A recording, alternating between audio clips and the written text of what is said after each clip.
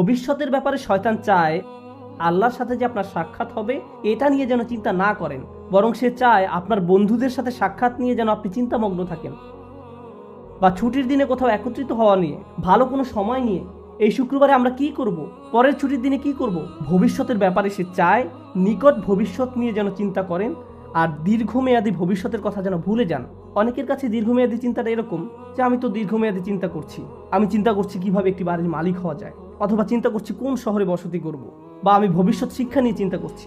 কিন্তু আল্লাহ আসলে চান আপনি যেন আরো দীর্ঘমেয়াদী চিন্তা করেন। যখন আপনি তার সামনে গিয়ে দণ্ডায়মান হব, তখন কি জবাব দেব, এভাবে যখন চিন্তা করবেন, তখন আল্লাহর সাথে সাক্ষাৎ নিয়ে আপনার একটা পরিকল্পনা থাকবে। ঠিক যেমন তরুণরা ভার্সিটিতে ভর্তি হওয়ার পর তাদের একটা প্ল্যান থাকে 3 বা 4 বছরের মাঝে গ্রাজুয়েট হওয়া।